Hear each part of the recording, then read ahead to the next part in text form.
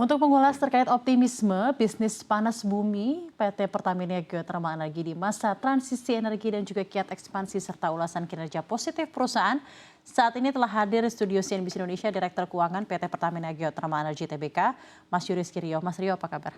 Baik, apa kabar? Terima kasih banyak telah bergabung di Ada di Corner, Skokpok CNBC Indonesia. Silakan Mas, mungkin evaluasinya kemarin sudah menghasilkan laba yang luar biasa baik, peningkatannya juga luar biasa dari 2022. Bagaimana evaluasi Anda? Ya, sebenarnya sih kalau kita lihat ya dari operations front gitu ya, target produksi dan our commitment to meet that production is actually telah menghasilkan hasil yang memuaskan seperti tadi dibilang Mbak Safrina gitu kan ya. Mungkin beberapa highlights itu terdapat di beberapa aktivitas yang kita lakukan. Yang pertama itu terkait dengan akselerasi turnaround time atau maintenance days. Yang kedua itu to getting more steam to fulfill the existing contract atau kita biasa sebutnya itu di bottlenecking activities. Dan yang ketiga itu untuk load factor improvement gitu kan.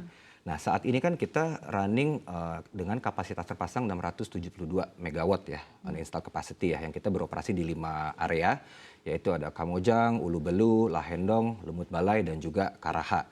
Dan secara blended kelima area tersebut tuh memiliki capacity factor sebesar 87%. Dan kalau kita lihat kelima area ini combine, availability factornya untuk menghasilkan steam itu sebesar 99,96% di 2023. Dan untuk availability factor untuk menghasilkan electricity itu mencapai 96,85%.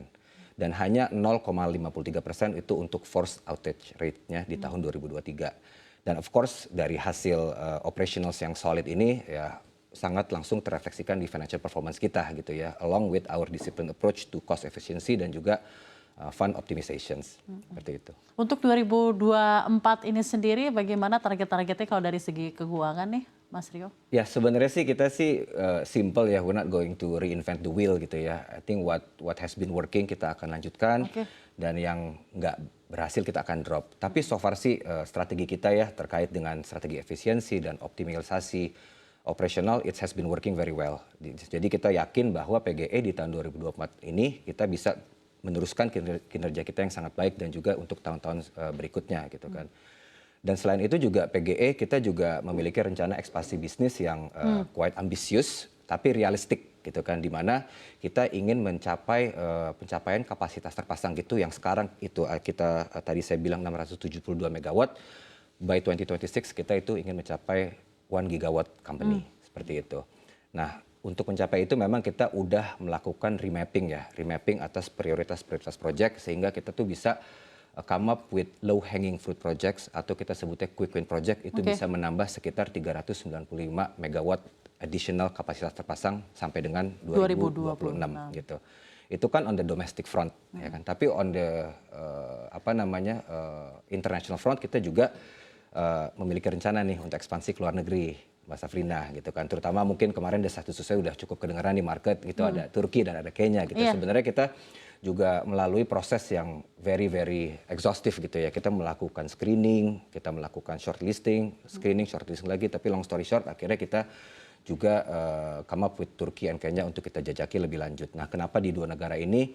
Sebenarnya karena selain dari kedua negara tersebut memiliki potensi energi panas bumi yang cukup luar biasa gitu ya reserve-nya, tapi juga mereka memiliki iklim investasi yang kita bisa bilang suportif lah atau quite friendly gitu kan.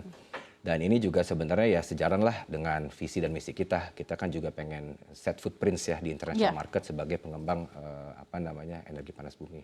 Sukses selalu untuk PGE dan lancar semua untuk rencananya, Mas Makasih. Rio dan juga seluruh direksi dari PGE. Tapi secara general bagaimana Anda memandang prospek bisnis panas bumi ini di tengah masa transisi energi? Ya, kalau kita lihat sih saya dan tentunya BOD lain ya, nanti masih sangat optimis ya untuk terkait dengan prospek pengembangan panas bumi di Indonesia ini gitu kan.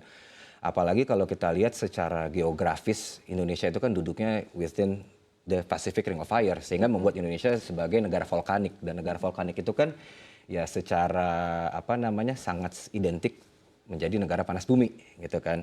Dan kalau kita lihat actually Indonesia itu reserve-nya mencapai 24 gigawatt, which is ini merepresentasikan sekitar 40% dari total reserve yang ada di dunia ini. Oh wow. ya sangat besar gitu kan. Wow. Walaupun kita lihat sekarang ini mungkin kalau banyak alternatif EBT lainnya seperti solar, wind, hydro dan sebagainya, tapi kita yakin ya bahwa kalau di panas bumi ini memang kita mempunyai keunggulan yang kita sebut memiliki base load karakteristik. Karena waktu kita Base load karakteristik. exactly. Jadi karena Bisa waktu kita dijelaskan, Mas? ekstrak panas bumi dari bawah gitu kan, itu langsung ke atas, pas sampai di surface itu langsung kita convert menjadi menjadi energi listrik gitu kan, sehingga membuat panas bumi ini sebagai clean renewable resources yang memang mempunyai keunggulan seperti dia bisa produce listrik yang stabil, round the clock supply of carbon free electricity. Jadi saya sangat yakin bahwa dengan karakteristik base load tersebut itu bisa menjadi tulang punggung transisi energi nasional sih nanti ke depannya. Karena tadi Mas Rio juga membicarakan mengenai ada beberapa sebenarnya alternatif energi bersih lainnya gitu ya selain panas bumi. Seperti tadi Anda bilang ada solar, ada wind, probably juga panel gitu dalam hal ini. Bagaimana strategi dari PGE sendiri meningkatkan pangsa pasar energi panas bumi dibandingkan dengan alternatif energi lainnya, Mas Rio? Ya, sebenarnya kalau kita lihat kan ya, EBT itu kan di bauran energi nasional itu tahun 2023 memang baru 13,4% ya dibanding dengan yang lain gitu kan. Dan kalau kita lihat panas bumi itu sendiri itu dari 13,4 itu menyumbang sekitar 4,95%. Itu kedua setelah PLTA di 7,61%. Memang kalau kita lihat kan pemerintah menargetkan EBT itu untuk menjadi 34% nanti ke depannya gitu kan di tahun 2030 gitu. Bahkan di RUPTL 2021 sampai 2030 panas bumi diharapkan untuk mencapai 4,8 gigawatt di tahun 2030. So kita melihat sebenarnya disinilah market kita. Sebenarnya kalau kita bilang ya dengan kita dibandingkan dengan EBT yang lain, sebenarnya kita itu saling complementing gitu. Kalau Complementing ya? yes, kalau Mbak Safrina aware gitu kan, sekarang memang kalau kita lihat panas bumi itu kan banyaknya ada di Sumatera, di Jawa, sekarang mulai masuk ke Bali, ke NTT dan juga ada di Sulawesi gitu kan. Tapi kalau kita lihat the biggest power demand itu adanya di the most industrialized island, which is ada di Sumatera dan ada di Jawa gitu kan. Dan di situ pun sebenarnya panas bumi itu coexisting dengan coal fired power plant yang udah ada di Jawa dan ada di di Sumatera, sehingga pada saat mereka melakukan coal phasing out atau transisi dari coal menuju panas bumi, at least panas bumi itu udah presence di situ. Mungkin di area-area yang nanti lebih banyak terekspos dengan solar atau dengan wind atau dengan hydro itu juga akan tersebar di seluruh Indonesia. Tapi dari Anda sendiri bagaimana Anda melihat the future of energi panas bumi ini, Mas? Ada signifikansi seperti tadi Anda bilang ini reserve-nya Indonesia dan 40% dari seluruh dunia. Tapi untuk benar-benar energi panas bumi ini bisa dimanfaatkan dengan baik, utilisasinya juga baik, semuanya bauran energi juga bisa semakin meningkat gitu ya. Apa saja challenge-nya tapi apa pula opportunity-nya untuk panas bumi sendiri, Mas Rio? Iya, memang kalau kita lihat itu kan ya bisnis panas bumi itu is a long game. Ya kan, mulai kalau kita lihat dari eksplorasi sampai development, kemudian construction EPCC-nya sampai dengan sampai dengan commercial itu kan bisa memakan waktu 7 sampai 8 tahun. To some extent bahkan ada yang sampai 10 tahun gitu kan. Nah, menurut kami ya ini something yang perlu kita edukasi juga ke market, ke semua stakeholders gitu kan. Dan kita sadar juga transisi energi itu kan memang idealnya kita ingin berjalan dengan cepat gitu kan, tapi dengan satu dan lain hal itu kan memang belum berjalan dengan cepat. So I think one of the biggest action yang kita sudah ambil gitu ya dari kita pemain geothermal, developer dan sebagainya, kita harus menggandeng beberapa stakeholders.